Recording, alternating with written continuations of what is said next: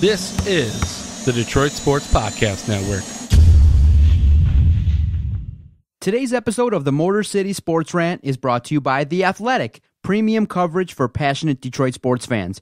Detroit Sports Podcast listeners can get 20% off the first year of an annual subscription by visiting theathletic.com/DSP. That's theathletic.com/DSP to get 20% off the first year of an annual subscription. Detroit is the greatest! Straight up light you on fire for a Coney dog right now.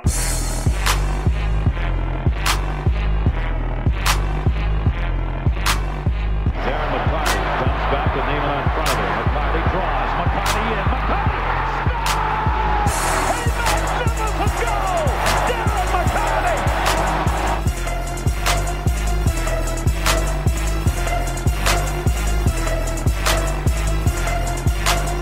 Stafford takes, throws, end zone, Calvin, touchdown, Detroit Lions! Welcome, everybody, to another edition of the Motor City Sports Rant. I am the Doc, John Macaroon. You've tuned in to episode 139. Thank you so much. We greatly appreciate it. Recording this the day after the Super Bowl. The Philadelphia Eagles shocked the world. Maybe not even surprising to Philadelphia fans. Many people felt like, you know what? The Philadelphia Eagles were disrespected throughout the course of the entire postseason. I mean, once Carson Wentz went down, I mean, the national media, local media, even everyone here just said, look, they're done. They need to be brushed aside. They're going to be eliminated pretty quickly. And it goes to show you that you can never assume that in athletics that something is for certain going to happen, because there's something that maybe media and something that people just don't understand in terms of competitiveness and sports, and that's the resolve. That's the thing that makes athletics fun, is the ability to take the psychological aspect of the game and turn it around for good. And Nick Foles, my goodness, nobody would have been upset if he just would have went to the camera and stuck his two middle fingers up to everybody and been like, look what I've done. Everybody out there in the world doubted me. Everybody out there felt like the Eagles, a 13-3 team, were going to go out there and just tank and roll over. No, the Eagles were a number one seed throughout the course of the NFC. They played amazing, and sometimes we discount the role of coaching. Sometimes we discount the role of a complete team. And the Philadelphia Eagles are not just made up of Carson Wentz and Nick Foles. When you watch that Super Bowl on Sunday, whether you sat around and you were having a Super Bowl party or you went out to the bar, I'll describe how I experienced the Super Bowl in just a few minutes here. But the experience of the Philadelphia Eagles, it really goes to show you that when you build a team correctly, both on the offensive side and the defensive side, and then in collaboration with great coaching, you recognize that you have now the makings of a team that can succeed. And that's what everybody here in Detroit is so desperate to see and so desperate to accomplish. The Detroit Lions are more than just Matthew Stafford. They're a collection of the offense, defense, special teams, and coaching. It just is so difficult to get all those pieces rolling in place all at the same time. And the Lions are hoping that when Matt Patricia finally signs on the dotted line and he's introduced to the media, that he can try his absolute best to bring this all together. And that's all that we're hoping for, is that the Lions have an opportunity to go out there and perform on the biggest stage, similar to what the Eagles and the Patriots did, because it was such an amazing performance to sit there and watch as a fan of the NFL. The entire Super Bowl experience was outstanding, to say the least. The Philadelphia Eagles deserve a lot of credit. They went out there and they stood toe-to-toe in the ring with the New England Patriots, and everybody was shocked at first when the line came out that all the early betting money went on the Philadelphia Eagles. You say to yourself, how do you bet against New England? How do you bet against Tom Brady? Well, there were people that went out there and bet not only a little amount, but they bet huge on the Philadelphia Eagles taking the points, and they did not fail to deliver. Philadelphia was prepared. They had an excellent game plan. And the first point I want to make, just as a Lions fan, was it was so refreshing to see both teams, the Philadelphia Eagles and the New England Patriots, approach the game aggressively. Meaning, it was fourth down in several situations, and being a Lions fan, you recognize that, Jim Caldwell, based on his coaching tenure, might have been a little bit passive early on. Now, in Jim Caldwell's last year, maybe when he felt the heat and he felt like, okay, my job's in question, he started to be a little bit more aggressive on fourth down. But Doug Peterson came out and said, look, if you're not going to be aggressive in this game on offense, then you're destined to be an 8-8 team. And it just goes to show you that if you're able to be a little bit aggressive and timely about it, and you're able to execute, I mean, how many times did the Lions have a 3rd and 1 and a 4th and 1 and get stuffed? In the NFL, you just can't do that. You see teams now that are effective, like the Philadelphia Eagles, they go for it in key moments, and sometimes they call plays that are ridiculous, and you say to yourself, oh my God, you sit there and you're watching, you're going, I can't believe they made that call. Well, that's just based on us as Lions fans having coaches that just were not aggressive consistently enough. Jim Caldwell probably was watching that game and probably kicking himself going, wow, Doug Peterson, Bill Belichick had the opportunity on several occasions to go for it on 4th down, and they took the chances. If you don't make it, are really going to cost you. And so when you watch NFL football, I do believe the tide is turning, and more teams are not just going to be willing to punt the football to the opponent when you have an opportunity on 4th and 1. I mean, literally, you have to line up mano-a-mano and go for it on these short down situations, even if you're around midfield. You have to have that confidence. And just sitting there watching Doug Peterson and the Philadelphia Eagles, right from the get-go, after the game was 3-3, do you guys recognize that the Philadelphia Eagles never trailed? I mean, it was 3-3, and then, Nick Foles balled out. That touchdown pass that he had to Alshon Jeffrey was amazing. You just watch a guy like Nick Foles, and everybody said at postgame, the way Doug Peterson called that game, he didn't call it like he had a backup. No, he called that game like Nick Foles was his starter, and he effectively said, look, if you can go out and execute these plays, we're going to have a chance to win. And you saw an offensive performance by Nick Foles for the ages. He played well. He basically stood toe-to-toe and performed similarly to Tom Brady. And Tom Brady, you can't knock him for the performance that he had. I mean, really, if you want to point the finger at two individuals, you got to point the fingers at Jim Schwartz from the Eagles and Matt Patricia from the New England Patriots, because there was no defense. Now, to that point, I felt like for that game, why everybody's talking about it and raving about what they just watched in the Super Bowl was because of the fact that there was no defense played. The biggest defensive play happened late in the fourth quarter when the New England Patriots had a chance to go for the lead, and Tom Brady has the ball, he drops back, and then boom, Philadelphia finally gets home and is able to cause a strip sack. And that was one of the few great defensive plays in that game. But in terms of entertainment, I'm always a guy that says, look, to win championships, you got to play defense. You got to have a defensive team. But just in terms of pure enjoyment, just watching what I watched over the course of 3 to 4 hours, wow, what an entertaining contest. Back and forth, very few punts, a lot of big plays, a lot of trick plays being called. Both teams, on offense were willing to make calls that you don't typically see throughout the course of a contest. And you saw big hits, you saw key plays, you saw mistakes, you saw a little bit of everything in that Super Bowl, and it made it thoroughly enjoyable to watch. And you got to give credit, again, to the Philadelphia Eagles for standing toe-to-toe, in spite of the fact that New England, everyone knew was going to come back. They mounted their effort. They were able to do some things in the second half, and they didn't go away. And what Philadelphia was able to do that many people were impressed with was New England would come back and score. They would put pressure on the Eagles. Did they, have 3 and outs? Not too many. No, they were able then to answer time and time again when the New England Patriots were able to score. It was a fascinating display of back and forth football, really solid offensive football by both teams. I mean, I think it said that it was the single most, there was the largest amount of yardage gained in an NFL playoff game of all time, and it showed. I mean, both offenses were going up and down, a lot of first downs, a lot of great offensive plays. And then you say to yourself, okay, what were the defenses planning for? I mean, my goodness, you kind of were watching and saying, if one of these teams can make a key significant turnover, can sack the quarterback, cause some disruption, then potentially they would have an edge.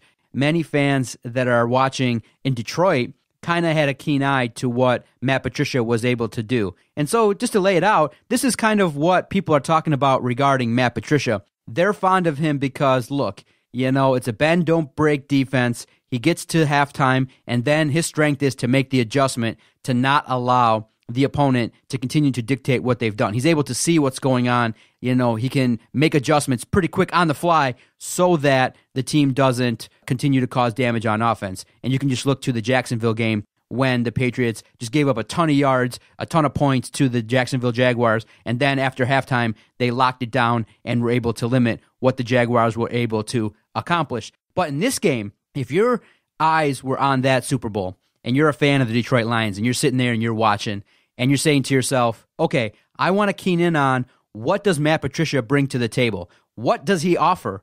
And you saw that performance, and now you go, oh boy, in just a couple hours, in just a couple mere hours, the Detroit Lions are likely to sign the dotted line, get the ink dry, and bring Matt Patricia that performance. What we saw, we're bringing him here to Detroit. I mean, literally on our Twitter page, at Detroit Podcast, literally 50 messages probably sent from Boston accounts and things like that where, you know what? This game was lost from New England on the defensive side. Matt Patricia and that defense, whatever he brought to the table or whatever he thought was the proper scheme to try and stop the Philadelphia Eagles, didn't work. It wasn't effective. You lose, I believe you lost by the final score of 41-33. You scored 33 points in the Super Bowl and end up losing. Matt Patricia didn't do the job. I would be willing to bet if Matt Patricia were to come and sit across from me and you say, was that your best effort? Was that your best game plan? He would say no. There were scenarios in which the New England Patriots just gave up a bunch of chunk plays. They gave up way too many runs. They weren't able to limit the Philadelphia offense.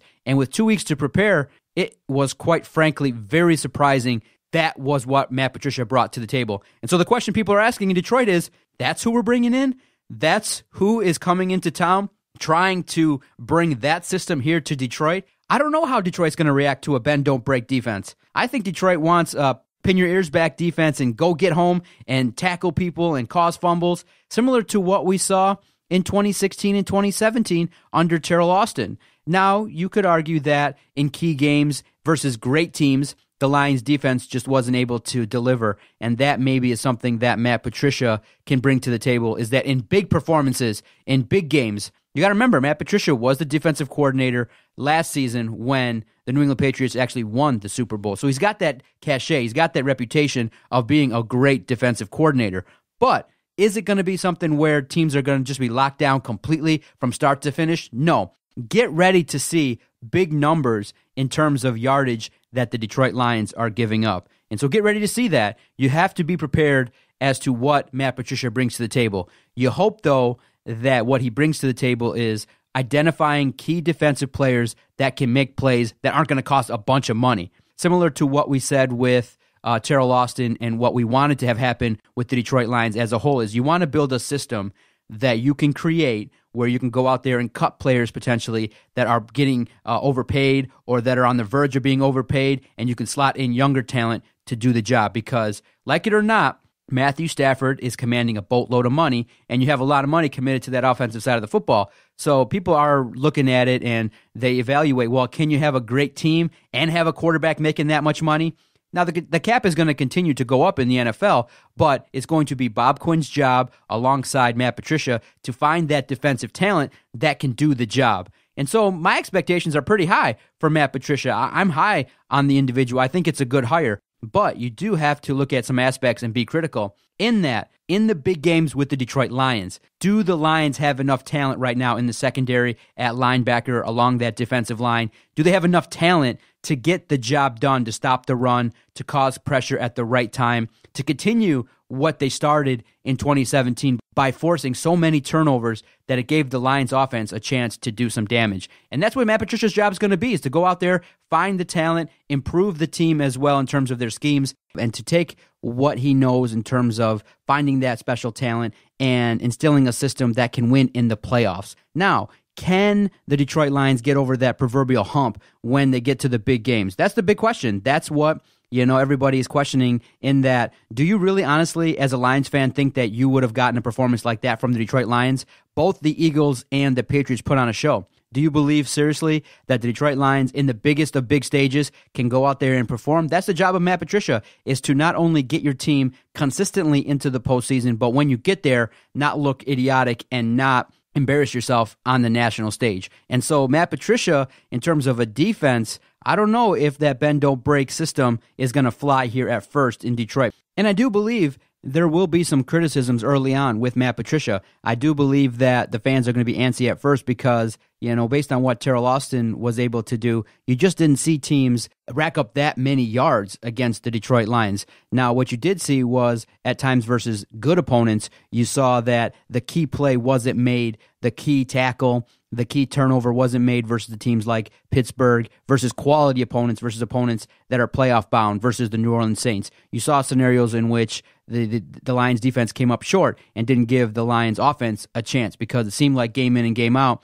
the Lions were, based on schematics and based on what they came up with, they were behind in several games. And so that inevitably puts a lot of pressure on your defense to try and hold opponents. And so I do believe Matt Patricia is going to come to the Lions with a strict game plan. He's going to have what is in his mind is a solid way to help this defense continue to evolve and do what's necessary to win games. And then on the other side, when he comes in and evaluates Jim Bob Cooter, there has to be some significant talks regarding being aggressive. I mean, but Matt Patricia watched that performance by Tom Brady. He watched what Josh McDaniels was able to call. There's no way, I believe, that the Detroit Lions are going to be that conservative going forward. There is no way. I do believe that the addition of Matt Patricia has to make Jim Bob Cooter a better offensive coordinator. It just has to, because do you really think that it's going to fly to not have a running game for 4 years, similar to what Jim Caldwell allowed? That's just not going to be possible. I do believe they're going to target, Bob Quinn and Matt Patricia will target a running back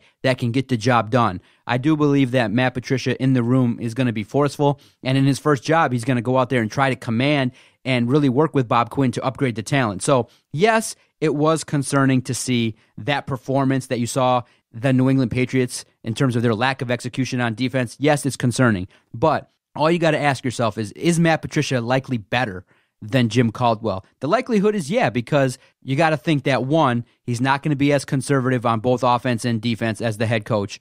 2, he brings with him a vast array of knowledge from his time at New England. 3, his working relationship with Bob Quinn means that there's going to be a symbiotic relationship in the front office. There's going to be some consistency.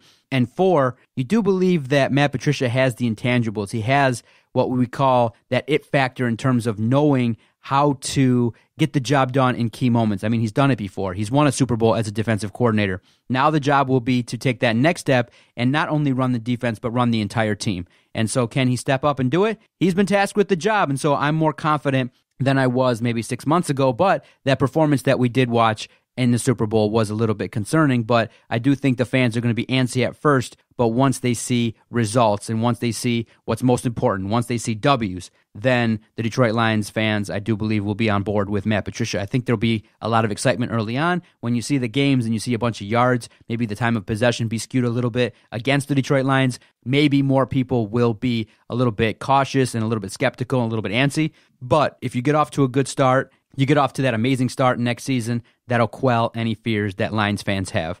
Now, watching the Super Bowl was amazing. I had the opportunity to go to a friend's bar, the Tap and Barrel Grill, went with a bunch of buddies, and hung out. Had a good time with my father-in-law, had a good time with the boys, watched the game. And the game itself made it fun to throw some back, have some good food, and share some laughs. So in terms of my experience, it was the first time that I actually went out of my home or someone else's home to watch a Super Bowl. And so my wife, when I came home after the experience, said, "Hey, what'd you think about it?" I said to her, I answered, I said, "You know what? In terms of my satisfaction, if I were to rate it, being away from the home versus being at a home party, it was about 55% for and 45% against, meaning that I liked it. It was a little bit better than average. I could do it again with that same company and having that same kind of a game. I had a good time. Had some beers, shared some laughs, had the halftime buffet, and had some fun conversation, ribbon back and forth. And to share the opportunity with my father-in-law made it really fun, and it was a fun experience. Now, there are some vast differences when you go out to a bar.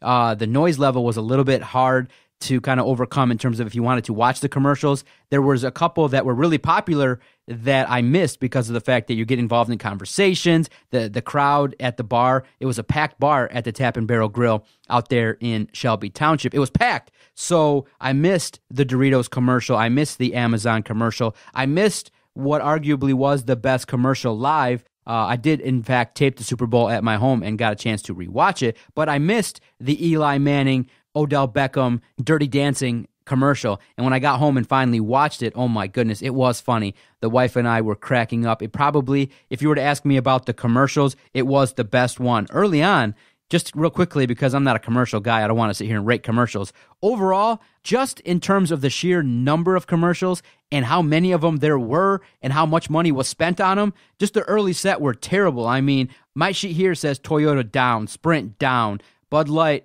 Wendy's up, Rocket Mortgage up, But then the sheer number of the commercials that suck, Diet Coke down, Tide down, Febreze down, Squarespace down. You know, I had a bunch of commercials that I just didn't like. To spend that much money, that's the biggest factor that goes into your judgment when you rate a commercial is, hey, did the company get the proper amount of buzz, or did the company get their value in their commercial? And a lot of these commercials sucked. And I can't imagine paying $5 million for 30 seconds or $10 million for a minute and not having an absolutely overwhelming reaction similar to what the NFL did. The NFL walked away with the best commercial. And you know they probably didn't pay no $10 million for that spot. And maybe they did. But the Eli Manning and the Odell Beckham commercial was one of the best ones there. In the second half, I liked the Lexus, I liked the Budweiser commercial, but the one commercial that knocked it out of the park, you would say, is Wendy's in terms of going right after their competitor in McDonald's. So that's just my quick take on the commercials. I just felt like when you're at a bar, it makes it really hard to sit and pay attention because you're involved in the conversation, you're ordering, you're kind of watching the game, and you're tweeting away. So it made it a little bit different in that aspect. So if you are going to go out, I recommend you DVR the game and you can go back and kind of go through some of the commercials. But I would say I would do it again. I would go out to a bar and watch a Super Bowl. The Tap and Barrel had a great sound system. Everything flowed smoothly, and it doesn't hurt to know the owner, so you get taken care of with the shot specials and discounted prices all the way around. So I had a good time experiencing the Super Bowl. I watched it thoroughly, and I do believe, in fact, yes, if Donald Trump wants to make America great again, you got to give us that Monday off after the Super Bowl. I mean, waking up early, taking the kids to school. I'm kind of dragging trying to record this podcast. Hopefully I'm bringing the strong energy for you guys. But yeah, I do believe everything should shut down the day after the Super Bowl. Let everybody recap what happened. Let us see what Philadelphia did in terms of tearing up their city. Let us break down again further what happened and enjoy a day with our families. The day after the Super Bowl definitely needs to be a vacation. I mean, look, not even 2 inches of snow fell and half of the schools in Michigan closed. I mean, my kid's school didn't close, but my sister's kids didn't have school on Monday. And I looked and I was like, man, the snow stopped at 9:30. And prior to that, all the schools closed. The Super Bowl is a time where families can get together, kids can go to their friend's house, experience watching the Super Bowl. It's one of the rare events where you can gather and have a bunch of food, have a bunch of drinks, and everybody kind of have a common interest of watching a competitive sporting event. And so I thought that it was an amazing experience all the way around. All right, before I break down my complaints regarding the Super Bowl, I just want to give a quick thanks to all those who have supported us here on the Detroit Sports Podcast Network. It's always fun to go check the mailbox when new sponsors agree and they send their payments. It's so great. And that's really largely due to your guys' support. I thank everybody who found us via our platforms, whether you download via iTunes, Stitcher, Podomatic, Feedburner, our website, DetroitSportsPodcast.com. I greatly appreciate it. Each and every time we check the downloads and the listens, everything has been trending upward, and we greatly appreciate it. I want to take a quick time out and thank our fine sponsors who support this project. We wouldn't be able to keep the microphones hot or the lights on here in the Sterling Heights studio without the fine support of Top Cat Sales, without the support of the Detroit Sports Commission, the Breaking Down the Ring podcast, the Tap and Barrel Grill, Sports Source Media, Seth J. Walker, an amazing writer covering college sports. Great support all around. And last but not least, everybody who downloads this podcast and visits our website. We greatly appreciate it. What we've done in the past has been amazing, and 2018 looks to be a fascinating year and a lot of good things happening for the network. Now, to finish this podcast, there were some things in the Super Bowl that people have commented on and messaged us via our Twitter page at Detroit Podcast. And the thing that people, I guess, are criticizing the Super Bowl for are the two controversial touchdowns that the Eagles had. And many people are looking and they're saying, okay, look, you know what? When the ratings came out, the ratings were the worst, I believe, since 2010, slightly down from last year. And people are saying, look, what is it about the NFL? What's the biggest complaint that people have when they watch an NFL contest? One of the biggest complaints that people had during that game, was the two touchdowns, was this whole catch rule. People are so confused. The announcers are confused. And it just seemed like the consistency in which this catch rule was called has been a mess, a complete and utter mess throughout the time that since Calvin Johnson's, the process has just ruined the game because nobody knows in essence what a catch is. Adam commented when, late in the game, you had a touchdown and you're kind of wondering, okay, did Zach Ertz take a step? What did he do? Was it a catch or not? It takes 5 or 6 minutes to conduct a replay. The big confusion is, okay, is the person a runner? Did they take 2 steps to become a runner? And then does that mean they just have to cross the goal line? Or does it mean if he just caught the ball, does he have to complete the process? And I'm like, seriously? These same people who messed up this rule, starting with Calvin Johnson, are now going to be in charge of trying to fix it? I mean, really, in essence, it's not that difficult to determine what a catch is. And the biggest problem is the introduction of this whole process. And the confusing part is this whole the ground can't cause a fumble. To make it simpler, it should be easy. If you're near the goal line, okay, and you get the football, you don't have to complete the process. All you have to do is cross the plane with the football. And you can set up lights or you can set up a buzzer that as soon as that football, you can interject a chip into the football. As soon as the football crosses the plane, the goal line can light up. Boom, you have a score. You don't need to wait until the guy hits the ground or anything like that. The process should just be when you're near the goal line, you are a runner. And that means you just have to cross this football and break the plane of the goal line, period. Now, in terms of a catch, to make it easy, is that, look, the ground cannot cause a fumble. You must catch the ball and have 2 feet in. The catch that people are concerned about is that maybe the Ertz play was correct in that, you know what, he did cross the goal line and he did bobble the ball, but he did end up retaining possession. The other touchdown where people are a little bit skeptical, it was because of the fact that in slow motion, it looked like the receiver caught the football, and once he obtained possession, he got 1 foot down, but that second foot maybe dragged. And I think they might have gotten that call wrong, but they did not have enough evidence to overturn it, and they didn't. But in terms of a catch, you know what? Screw the process.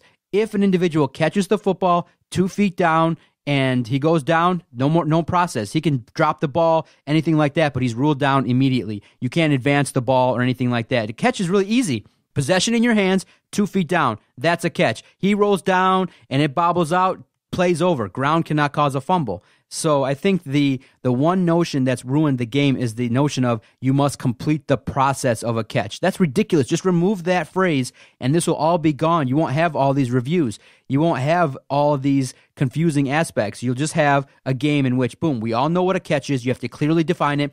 Ball in hand, 2 feet down, that's a catch. When you go to the ground cannot cause the fumble. So if nobody punches the ball out, nobody causes the ball to move other than the ground, there is no process. The play is over.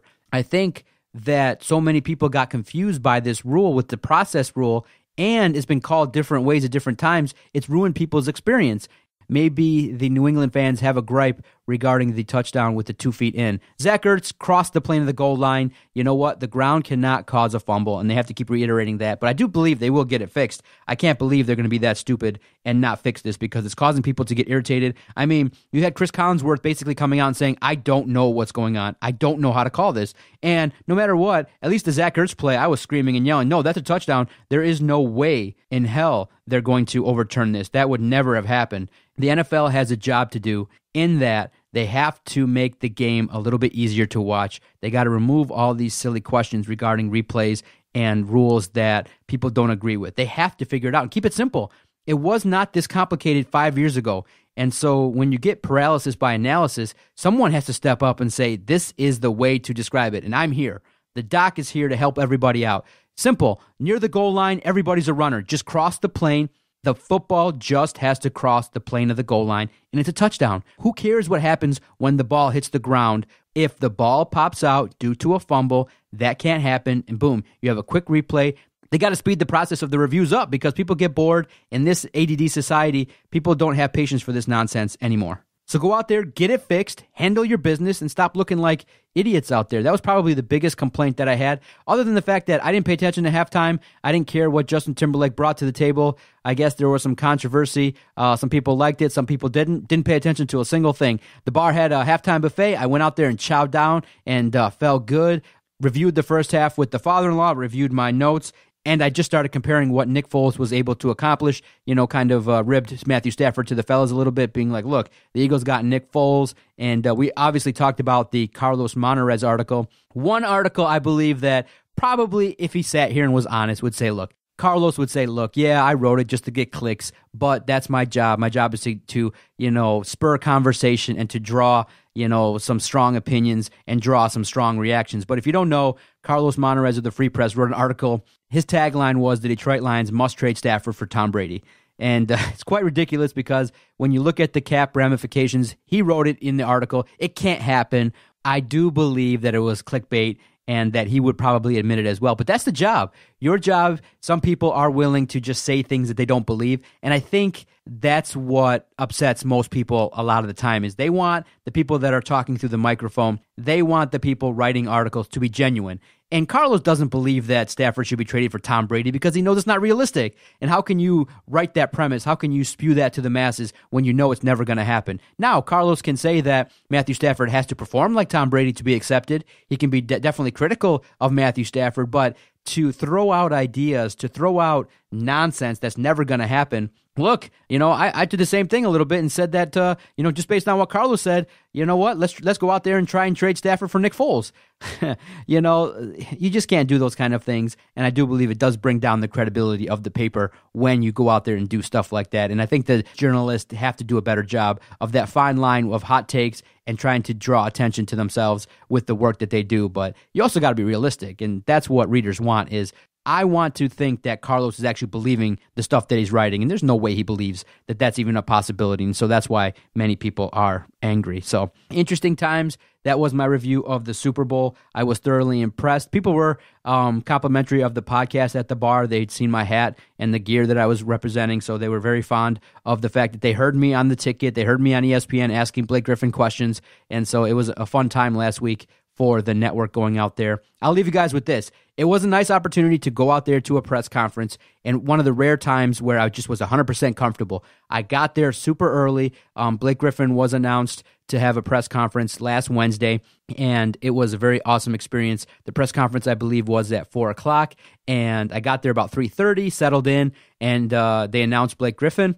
I was not aware it was going to be broadcast live on ESPN, Fox Sports Detroit, and on 97.1 The Ticket. So he settles in, has opening statement, a couple of people ask a question, and then I just said, look, I have these questions in my mind regarding his thoughts about the Eastern Conference, so I fired it out there. The thing that I learned from it was you definitely want to get there early. You don't want to be there last minute. You want to get there early, and you want to have a sense of what you want to ask and what you want to talk about, and really listen. Listen to what the athlete's saying. You can show up to a presser and listen to what the athlete's saying and draw a couple questions just from what the athlete responds to a couple questions. So it was a very fun experience. I felt comfortable. Thanks to Neil Rule, who complimented me, saying that my feed coming from @Detroit Podcast was his go-to source. He found that it was interesting. He found that it was easy to follow, and many people told me that as well. And that's because of the fact that I was right there in the second row. All the dignitaries like an Arm Tellem and family members of Blake Griffin and the other athletes that the Pistons acquired were in the front row, and there I was. I sat right next to Rod Beard and some photogs. So it was a great experience,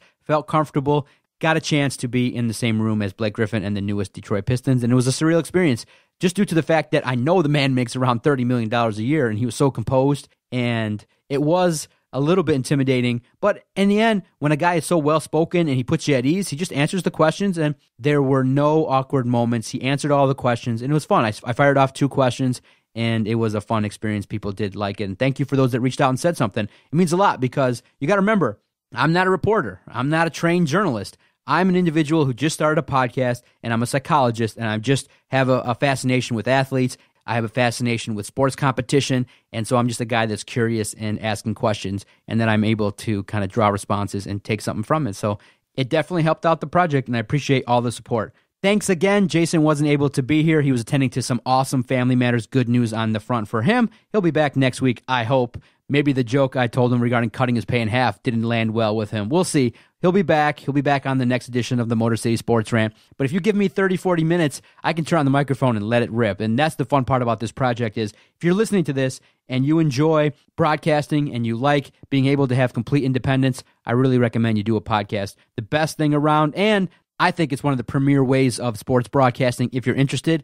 And hey, if you get lucky and build up a following, some people might even give you some cash to represent their brand. It's not a bad gig. If people tell you you can't get paid podcasting, tell them to go stick it because there is a network out there, a sports network that's profitable and has lasted longer than some radio stations. So I'll leave you with that. Thank you again for your support. Follow us on Twitter @Detroit Podcast. Visit our website, DetroitSportsPodcast.com. I'll be back throughout the week. You know that.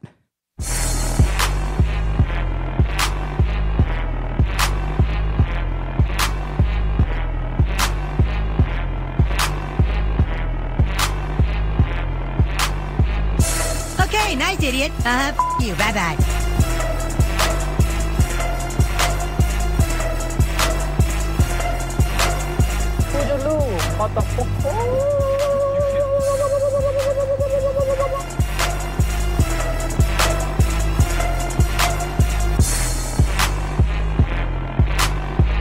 Good day, sir. I said good day.